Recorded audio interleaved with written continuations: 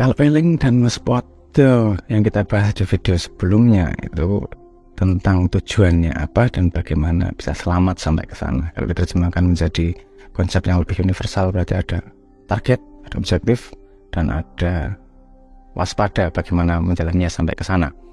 Nanti dalam kehidupan sehari-hari gimana sih? Gini, kita kasih coba kita perhatikan gini. Kan perusahaan-perusahaan BUMN atau apa dan segala macam itu kan biasanya ada core value, nilai utama yang mereka pegang. Itu sebenarnya guide dari kewaspadaan, karena setiap perilakunya itu harus setuju, harus segaris, harus sejalan dengan nilai-nilai yang dibawa itu. Contohnya, kalau BUMN ada akhlak, amanah, kompeten, harmonis, loyal, adaptif, kolaboratif. Saya nggak hafal, saya baca. Ya, nilai yang luar biasa. Sepemahaman saya, nilai itu menjadi guide dari semua perilaku dari BUMN tersebut. Kalau tidak sesuai dengan itu, tidak dilakukan. Karena kalau itu tetap dilakukan, nggak ada gunanya core value. Jadinya justru munafik, kan gitu. Ngapain bikin core value tapi nggak dijadikan pagar. Nah, biasanya value atau nilai core value itu juga diurutkan berdasarkan pentingnya. Nomor 1 yang paling utama, nomor 2 apa, nomor 3 apa, nomor 4 apa.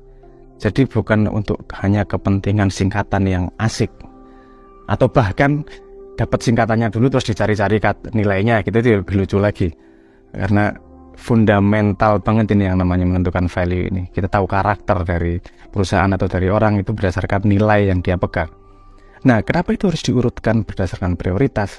Karena tidak semua keputusan yang harus diambil oleh perusahaan atau orang itu bisa memenuhi 5-5-nya. Misalnya nilai value-nya 5 misalnya, nggak bisa memenuhi semuanya. Kadang-kadang harus ada yang dikorbankan nih.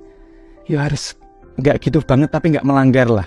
Misalnya untung. Kalau untung ditaruh di pertama, misalnya ada untung dan bermanfaat. Kalau untung ditaruh yang pertama, yang nggak terlalu bermanfaat nggak apa-apa, yang penting untung. Yang penting tetap ada manfaatnya, tapi untungnya jauh lebih penting. Tapi kalau misalnya manfaat nomor 1, untung nomor 2, keputusannya bisa beda. Untungnya berkurang sedikit nggak apa-apa deh. Yang penting manfaatnya lebih besar. Nah, skala prioritas itu ditentukan oleh core value yang dia sampaikan. Nah, kalau ini ada BUMN, ada perusahaan, ada orang, itu pasti dia punya core value mana yang diprioritaskan nomor 1. Sehingga ketika ada sebuah keputusan, dia akan melihat sebisa mungkin tidak menabrak nilai-nilai yang sudah dia pegang. Kalaupun harus menabrak, yang dikorbankan sebisa mungkin adalah yang paling bawah. Karena skala prioritasnya berbeda. Nah, saya pernah ngobrol itu tentang apa sih pentingnya core value. Karena core value itu yang membentuk karakter manusia, itu yang membentuk karakter perusahaan. Kita jadi tahu persis keputusan dia terhadap masalah itu gimana sih, apa sih yang diutamakan. Kalau kita ada sebuah orang atau kita bisa melihat, kalau kita ngobrol misalnya, terus kemudian yang selalu diambil informasinya oleh lawan bicara adalah misalnya urusan opportunity bisnisnya, berarti memang core value dia adalah profit, which is nggak masalah juga. Setiap orang punya core value-nya sendiri-sendiri. Yang bahaya adalah ketika core value itu tidak berguna, dalam tanda petik tidak berguna untuk menjadi guide perilaku dan keputusannya. Nggak ada gunanya jadinya punya core value itu cuma jadi pertunjukan saja. Bahkan yang lebih parah, itu bisa membuat dirinya menjadi munafik karena kamu tidak mengikuti core value. Nah, ini kewaspadaan yang penting untuk mencapai tujuan.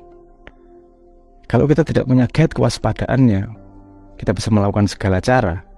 Misalnya tidak ada core value kejujuran, kita boleh nggak jujur asal tercapai tujuannya, kan gitu. Nah, kalau kita bermain dengan orang, bermain itu dalam tanda petik berinteraksi untuk hal-hal tertentu lah. Saya menyebutnya bermain karena ya seperti permainan, bisnis kayak kerjasama, kayak diskusi, kayak apa, kan seperti permainan. Nah, kalau kita menjaga value yang sama, itu akan jauh lebih efektif. Karena tahu apa yang diprioritaskan dalam pembicaraan atau dalam permainan tersebut, kan gitu.